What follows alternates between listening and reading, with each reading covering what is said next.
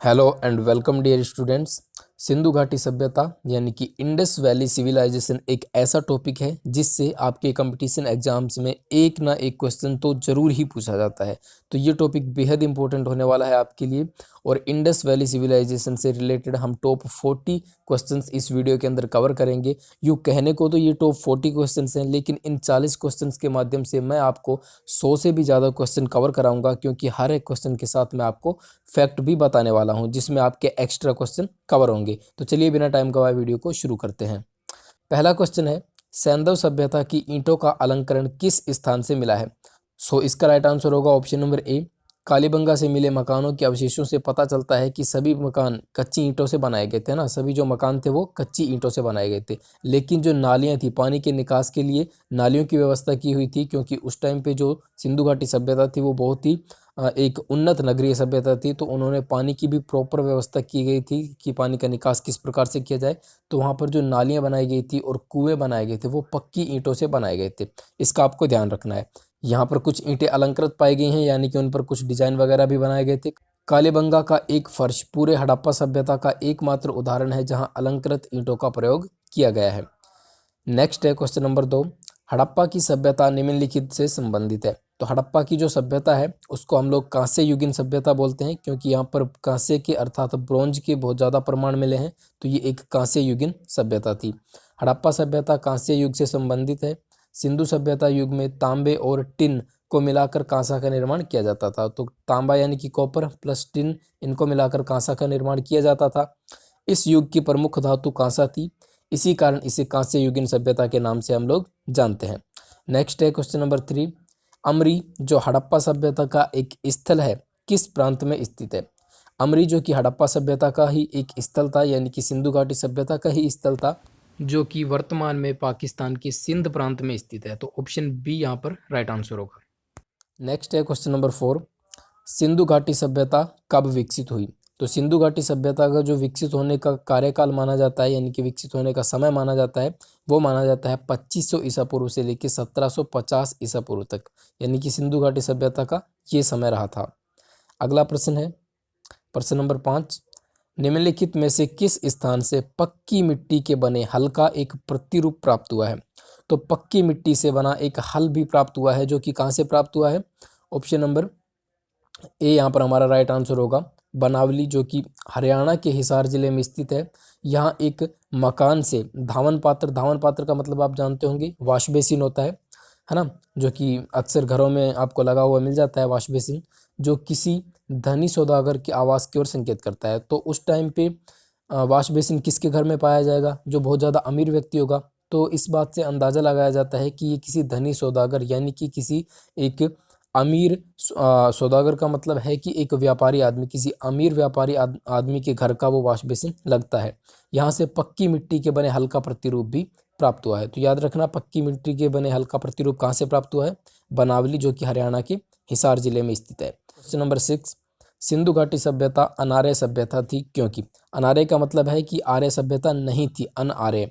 तो इसका मतलब ये है क्योंकि आर्य सभ्यता थी वो एक ग्रामीण सभ्यता थी, और जो सिंधु घाटी सभ्यता है या हम हड़प्पा सभ्यता इसे बोलते हैं, ये एक शहरी सभ्यता थी। इस वजह से ये एक अनार्य सभ्यता कहलाती है, यानी कि option number C right answer है। अनार्यों का संबंध शहरी सभ्यता से रहा है, जबकि आर्यों का संबंध केवल ग्रामीण सभ्यता से था। अतः स्पष्ट है कि सिंधु घाटी सभ्यता का शहरी सभ्यता होना इस सभ्यता के अनार्य सभ्यता होने का सर्वाधिक ग्राह्य प्रमाण है, यानी सर्वाधिक ग्रहण किए जाने योग्य तथ्य है। क्वेश्चन नंबर 7 है, सिंधु घाटी सभ्यता की लिपि थी। लिपि मतलब उसकी जो भाषा थी वो किस रूप में लिखी जाती थी? सो इसका राइट आंसर होगा, इसकी जो लिपि थी वैसे तो भाव चित्रात्मक थी, यानी कि चित्रों के द्वारा ये अपनी बातों को दर्शाया करते थे। लेकिन इस जो लिपि है, जो इनकी भाषा है, इनको पढ़ा नहीं जा सका है और इनको हम लोग अभी तक डिकोड नहीं कर पाए हैं। ऑप्शन नंबर डी यहाँ पर राइट होगा।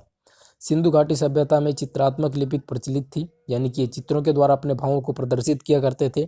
यह लिपि दाईं ओर से बाईं ओर लिखी जाती थी, और हमारे जो वर्तमान में हिंदी जो देवनागरी लिपि है वो बाईं ओर से दाईं ओर लिखी जाती है। लेकिन ये जो लिपि थी ये दाईं ओर से बाईं ओर लिखी जाती थी, यानी इधर से शुरू करते थे और इस तरफ ले जाकर लाइन को ख़त्म करते थे। लेकिन जब एक से ज़्यादा लाइन लिखनी होती थी तो पहली लाइन इस तरफ से इस तरफ लाते थे दाएं से बाएं तरफ, और दूसरी लाइन फिर बाएं तरफ से दाएं तरफ ये लेकर जाया करते थे। तो इस तरह की थी इनकी भाषा, लेकिन इनको हम लोग अभी तक डिकोड नहीं कर पाए हैं। इस लिपि में लगभग 400 अक्षरों का प्रयोग किया गया है।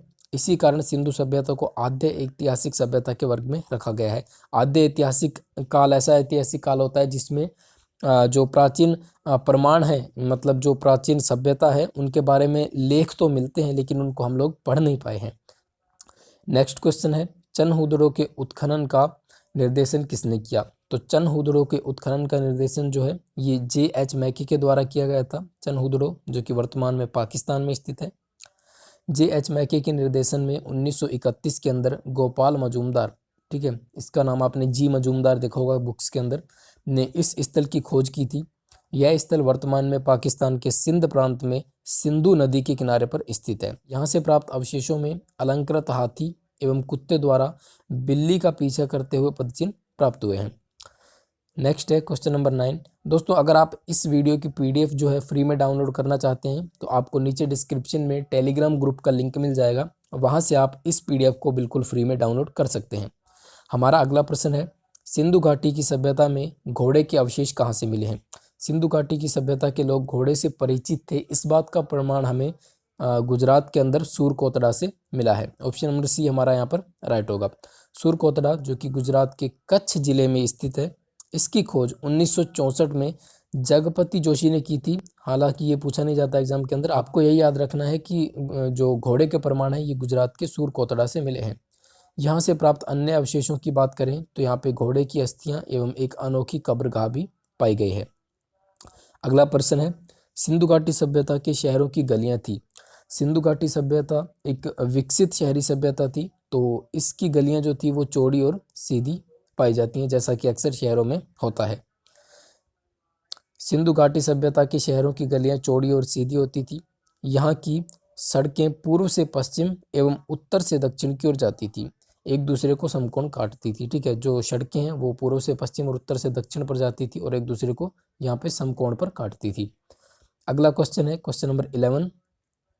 निम्नलिखित में से कौन से लक्षण यानी कि कौन से तथ्य आपको देखने हैं जो कि सिंधु सभ्यता के लोगों का सही चित्रण करता है या करते हैं? तो पहला तथ्य दिया हुआ है कि उनके विशाल महल और मंदिर हुआ करते थे। दूसरा तथ्य है वे देवियों और देवताओं की पूजा किया करते थे। तीसरा तथ्य है कि वे युद्ध में घोड़े द्वारा खींचे जाने वाले रथों का प्रयोग करते थे। तो यहाँ पर हमें सिंधु घाटी सभ्यता से ना ही कोई विशाल महल और ना ही बहुत ज़्यादा मंदिरों का प्रमाण मिला है और ना ही यहाँ पर हमें युद्ध के किसी बारे में प्रमाण मिलते हैं। यहाँ से हमें प्रमाण मिलते हैं तो सिर्फ इस बात के कि सिंधु घाटी सभ्यता के लोग देवी और देवताओं की पूजा किया करते थे, यानी कि ऑप्शन नंबर बी हमारा यहाँ पर राइट होगा, केवल 2। नेक्स्ट है क्वेश्चन नंबर 12। किस हड़प्पा कालीन स्थल से प्राप्त जार पर, जार मतलब होता है एक प्रकार का बर्तन, तो मिट्टी का बना हुआ बर्तन, तो उस बर्तन पर चोंच में मछली दबाए एक चिड़िया एवं पेड़ के नीचे खड़ी लोमड़ी का चित्रांकन मिलता है, जो कि पंचतंत्र के लोमड़ी की कहानी के सदृश है। जो कि पंचतंत्र नामक एक उपन्यास है, उसकी जो कहानी है लोमड़ी उसके सदृश से दिखाई पड़ता है। तो इसका राइट आंसर होगा लोथल। ऑप्शन नंबर सी हमारा यहाँ पर राइट आंसर होगा। लोथल से प्राप्त एक मृद भांड यानी कि मिट्टी के बर्तन पर चित्र उकेरा गया है, जिस पर एक कौवा तथा एक लोमड़ी उत्कीर्ण है। इससे इसका साम्य पंचतंत्र यानी कि पंचतंत्र जो उपन्यास है उसकी कथा चालाक लोमड़ी से इसका तुलना की जा सकती है। नेक्स्ट क्वेश्चन है क्वेश्चन नंबर 13। हड़प्पा सभ्यता के निवासी थे।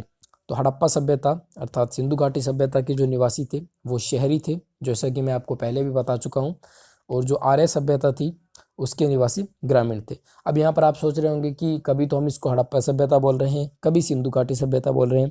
तो देखो एक्चुअल में ये सिंधु घाटी सभ्यता है, लेकिन इसमें जो सबसे पहला स्थान खोजा गया था वो खोजा गया था हड़प्पा को, ठीक है, 1921 के अंदर। इसलिए इस सिंधु घाटी सभ्यता को हम लोग हड़प्पा सभ्यता के नाम से भी जानते हैं। चलिए अगला प्रश्न देखते हैं। हड़प्पा सभ्यता की खोज किस वर्ष हुई थी?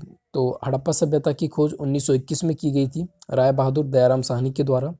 हड़प्पा सभ्यता की खोज 1921 में राय बहादुर दयाराम साहनी ने की थी। यह स्थल वर्तमान में पाकिस्तान के मोंटगोमरी जिले में रावी नदी के तट पर स्थित है। ये मोस्ट इंपॉर्टेंट है, आपको नदी जरूर याद रखनी है कि ये जो सिंधु घाटी सभ्यता का हड़प्पा स्थल है ये रावी नदी के तट पर बसा हुआ है। अगला क्वेश्चन है, हड़प्पा कालीन लोगों को किसकी जानकारी नहीं थी? तो हड़प्पा कालीन लोगों को गेहूं की जानकारी भी थी, क्योंकि वो गेहूं और जौ को पैदा करना जानते थे। उन्हें आग के बारे में भी जानकारी थी, क्योंकि यहाँ से हमें मिट्टी के जो बर्तन हैं वो पकी हुई अवस्था में, यानी कि उनके टेराकोटा मिले हैं, तो वो आग के द्वारा ही इन्हें पकाया करते थे। कुम्हार की चाक की जानकारी थी, क्योंकि यहाँ से हमें मिट्टी के बर्तन मिले हैं, अलंकृत बर्तन मिले हैं, तो इसका मतलब ये है कि वो कुम्हार की चाक के द्वारा ही इन बर्तनों को बनाया करते थे। लेकिन लोहे की जानकारी के प्रमाण हमें आपसे नहीं मिलते, तो ऑप्शन नंबर बी राइट होगा। हड़प्पा कालीन लोगों को सोना, चांदी, तांबा, सीसा आदि का ज्ञान था। हड़प्पा कालीन स्थलों की खुदाई से गेहूं तथा जौ के दाने भी मिले हैं, किंतु सिंधु सभ्यता के लोगों को लोहे का ज्ञान नहीं था। यह आपको याद रखना है। नेक्स्ट है क्वेश्चन नंबर 16। सिंधु घाटी सभ्यता के लोगों की मुद्रा में किस देवता की आकृति चित्रित थी? तो उनके जो सिक्के हुआ करते थे, रुपए, पैसे, उनके अंदर पशुपति नाथ नामक एक देवता की आकृति चिन्हित है, जो कि लगभग भगवान शिव की तरह ही दिखाई पड़ते हैं। तो संभवतः वो भगवान शिव की पूजा ही पशुपति के रूप में किया करते होंगे, ऐसा अनुमान लगाया जाता है। मोहनजोदड़ो से प्राप्त एक मुहर यानी कि सील पर 3 मुख वाला एक पुरुष ध्यान की मुद्रा में बैठा हुआ है। उसके सिर पर 3 सींग हैं। उसके बाईं ओर एक गैंडा, भैंसा तथा दाईं ओर हाथी एवं बाघ हैं। तो इससे हमें ये भी पता चलता है कि उनको इन जानवरों की जानकारी थी, गैंडा की, भैंसा की, हाथी की और बाघ की। तो इसे पशुपति शिव का रूप माना गया है, क्योंकि ये बिल्कुल उन्हीं की तरह दिखाई देते हैं। सर जॉन मार्शल ने इन्हें आद्य शिव बताया है। तो ये जो पशुपतिनाथ है, इनको हम लोग आद्य शिव के नाम से जानते हैं। अगला प्रश्न है, मोहनजोदड़ो का स्थानीय नाम क्या है? मोहनजोदड़ो जो कि वर्तमान में पाकिस्तान के सिंध राज्य के लरकाना जिले में स्थित है। तो इस मोहनजोदड़ो का सिंधी भाषा में अर्थ होता है मृतकों का टीला, यानी कि mount of dead. Next question है, सिंधु सभ्यता के घर किससे बनाए जाते थे? तो सिंधु सभ्यता के घर जो हैं वो ईंटों से बनाए जाते थे। ऑप्शन नंबर डी हमारा राइट आंसर होगा। क्वेश्चन नंबर 19, सिंधु घाटी सभ्यता की पहचान निम्न से है। तो सिंधु घाटी सभ्यता की मुख्य पहचान क्या है कि वहाँ की जो शहर योजना प्रणाली थी वो बहुत ही ज़्यादा सुदृढ़ थी। ग्रिड प्रणाली का वहाँ पर यूज किया गया था। ऑप्शन नंबर सी यहाँ पर हमारा राइट आंसर होगा। सिंधु घाटी सभ्यता की मुख्य विशेषता शहर योजना प्रणाली थी। सिंधु घाटी में चौड़ी सड़कें थी जो कि एक दूसरे को लंबवत काटती थी, यानी कि 90 डिग्री पर एक दूसरे को काटती थी सड़कें। मकान पक्की एवं कच्ची ईंटों के बनाए जाते थे। नाली एवं सफाई की उत्तम व्यवस्था थी। तो उस समय भी, यानी कि ईसा पूर्व से भी 2500 वर्ष पहले अगर इस तरह की व्यवस्था की जा रही है कि वहाँ पे पानी के निकास के लिए नालियाँ बनाई गई हैं, पक्की ईंटों के मकान बनाए गए हैं, तो आप सोच सकते हैं कि वो सभ्यता कितनी ज़्यादा उन्नत रही होगी। और इस सभ्यता के जो डिस्ट्रॉय होने का, समाप्त होने का जो मुख्य कारण माना जाता है, अंदाज़ा लगाया जाता है कि बाढ़ के कारण इस सभ्यता का अंत हुआ होगा। अगला प्रश्न है, सिंधु घाटी सभ्यता की मुद्रा में किस देवता के समतुल्य चित्रांकन मिलता है? तो आद्य शिव के तुल्य चित्रांकन मिलता है, ठीक है, जो कि पशुपतिनाथ नामक देवता का है। हड़प्पा कालीन स्थलों में अभी तक किस धातु की प्राप्ति नहीं हुई है? हड़प्पा कालीन स्थलों में तांबा, सोना, चांदी आदि को खोजा जा चुका है, लेकिन लोहे की जानकारी हमें हड़प्पा कालीन स्थल से प्राप्त नहीं हो पाई है। अगला प्रश्न है, सिंधु घाटी सभ्यता की विकसित अवस्था में निम्नलिखित में से किस स्थल से घरों में कुएं के अवशेष मिले हैं? तो घरों के अंदर कुएं के अवशेष कहाँ से मिले हैं? राइट आंसर होगा ऑप्शन नंबर ए, मोहनजोदड़ो से हमें घरों के अंदर कुएं बने होने का भी संकेत मिलता है। नेक्स्ट क्वेश्चन है, सिंधु घाटी के लोगों की एक महत्वपूर्ण रचना निम्नलिखित में से किसकी मूर्ति थी? तो सिंधु घाटी सभ्यता के लोगों की एक मुख्य रचना जो कि हमें एक मूर्ति प्राप्त हुई है वो थी नृत्य करती हुई बालिका की मूर्ति, जो कि कांसे की अर्थात ब्रोंज की बनी हुई है। और यह मूर्ति जो है ये मोहनजोदड़ो से प्राप्त हुई है, ये आपको ध्यान रखना है। अगला क्वेश्चन है, हड़प्पा कालीन लोगों ने नगरों तथा घरों के विन्यास के लिए कौन सी पद्धति अपनाई? ये मैं आपको पहले भी बता चुका हूँ, अगर आपको ध्यान होगा तो। इन्होंने अपने नगर की व्यवस्था के लिए, घरों के लिए जो ग्रिड पद्धति अपनाई थी। ग्रिड पद्धति का मतलब है कि जो इनके घर थे वो एक दूसरे को समकोण पर, जो सड़कें थी वो एक दूसरे को समकोण पर काटती थी, और इनके घर जो हुआ करते थे उनका मुंह सड़क के विपरीत दिशा में, उनका जो गेट है वो खुला करता था। अगला क्वेश्चन है, सिंधु घाटी सभ्यता का ज्ञान मिलता है। तो सिंधु घाटी सभ्यता का ज्ञान मुख्य रूप से पुरातात्विक उत्खनन से ही प्राप्त होता है, जो कि 1921 में प्रारंभ किया गया था। क्योंकि अभिलेख हम लोग इनके अभी तक पढ़ नहीं पाए हैं, साहित्य से कोई जानकारी मिलती है वो भी नहीं पढ़ पाए हैं, और ना ही ताम्रपत्रों से कोई जानकारी मिली है। तो मृद भांडों पर कुछ लेख पाए गए हैं, परंतु वे हम लोग अभी तक पढ़ नहीं सके हैं। अगला क्वेश्चन है, सबसे पहले कौन सा हड़प्पा कालीन स्थल खोजा गया था? सो इसका राइट आंसर होगा ऑप्शन नंबर ए, हड़प्पा, जिसकी खोज 1921 में राय बहादुर दयाराम साहनी ने की थी। इसी वजह से सिंधु घाटी सभ्यता को हड़प्पा सभ्यता भी कहा जाता है। नेक्स्ट क्वेश्चन है, हड़प्पा में एक उन्नत जल प्रबंधन प्रणाली का पता चलता है। तो हड़प्पा के अंदर एक उन्नत जल प्रबंधन प्रणाली थी, प्रॉपर नालियों के द्वारा पानी का निकास किया जाता था, कुएं वगैरह बने हुए थे। तो इसकी जानकारी मुख्य रूप से हमें धोलावीरा से मिलती है, जो कि वर्तमान में गुजरात के अंदर स्थित है। अगला क्वेश्चन है, हड़प्पा सभ्यता के अंतर्गत हल से जोते गए खेत का साक्ष्य कहाँ से मिला है? तो ये मोस्ट इम्पोर्टेंट है। हड़प्पा सभ्यता से जो हल द्वारा जोते गए खेत और उसकी जो लकीरें हैं, यानी कि खेत की जो लकीरें हैं, खेत जोते जाने के प्रमाण, हल के प्रमाण और उसकी जो लकीरें हैं, तथा इसके साथ ही साथ हवन कुंड के साक्ष्य, ये सब हमें मिले हैं कालीबंगा से। ऑप्शन नंबर ए हमारा यहाँ पर राइट आंसर होगा।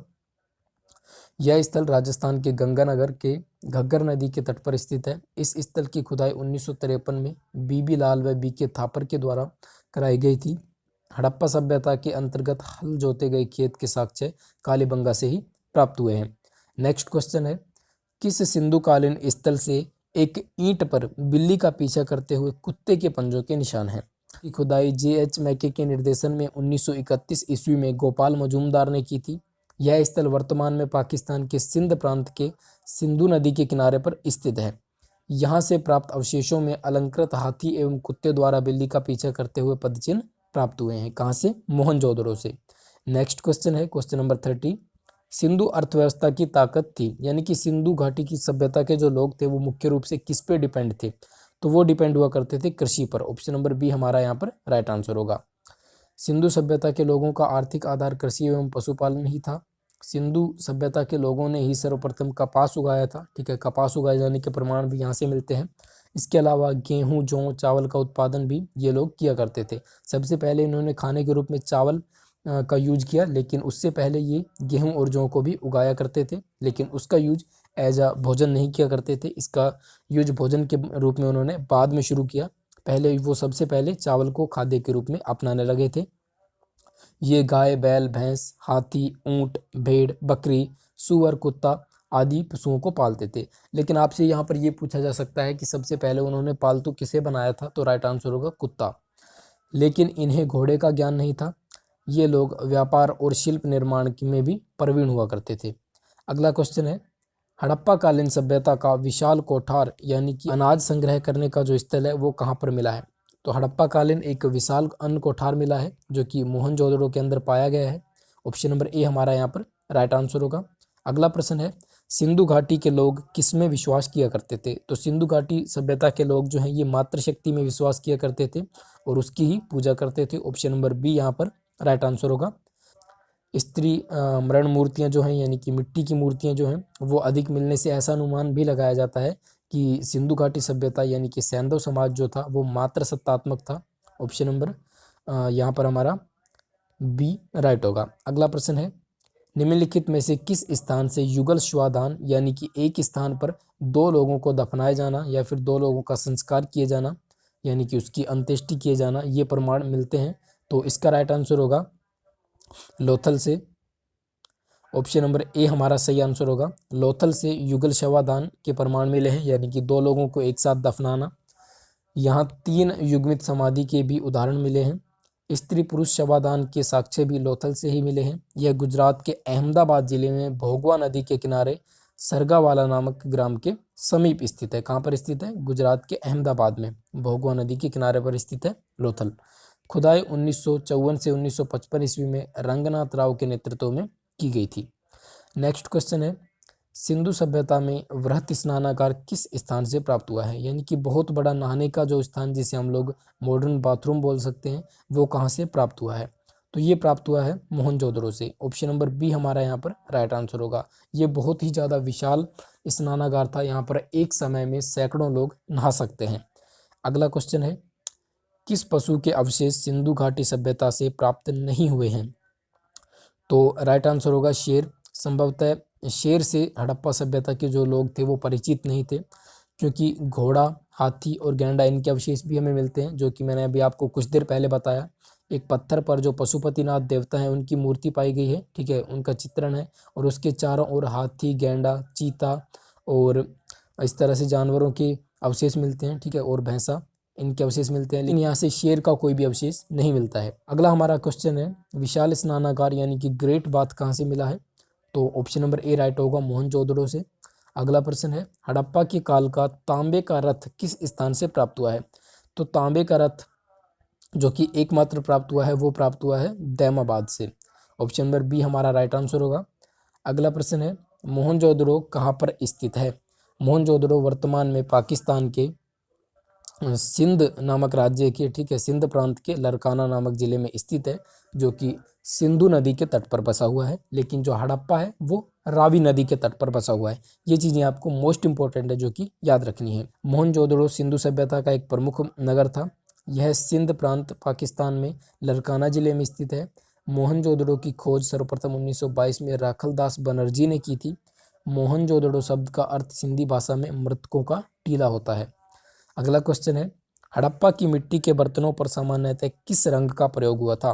तो हड़प्पा की जो मिट्टी के बर्तन बनाए जाते थे, जो टेराकोटा बनाए जाते थे, उन पर लाल रंग का यूज किया जाता था। Option number C right answer होगा। अगला प्रश्न है, सिंधु घाटी की सभ्यता में घोड़े के अवशेष कहाँ से मिले हैं? तो सिंधु घाटी की सभ्यता में घोड़े के अवशेष गुजरात के सूरकोतड़ा से मिले हैं। ऑप्शन नंबर सी राइट होगा। यह स्थल जो सूरकोतड़ा है ये गुजरात के कच्छ जिले में स्थित है, और इसकी खोज 1964 में जगपति जोशी ने की थी। और सिंधु घाटी सभ्यता के पतन के अवशेष परिलक्षित होते हैं, ठीक है, यहाँ से ही मिले हैं अवशेष की सिंधु घाटी सभ्यता का पतन किस तरह से हुआ होगा। अंदाजा लगाया जाता है कि संभवतः इसका अंत बाढ़ आने के कारण हुआ होगा। यहाँ से प्राप्त अवशेषों में महत्वपूर्ण है घोड़े की अस्थियां एवं एक अनोखी कब्र का। ये थे हमारे टॉप 40 क्वेश्चन जो कि सिंधु घाटी सभ्यता से रिलेटेड थे। आई होप आपको सारे क्वेश्चन अच्छे से समझ में आए होंगे। आज के लिए दोस्तों इतना ही, मिलेंगे नेक्स्ट वीडियो में। टिल देन, वंदे मातरम, जय हिंद एंड बाय।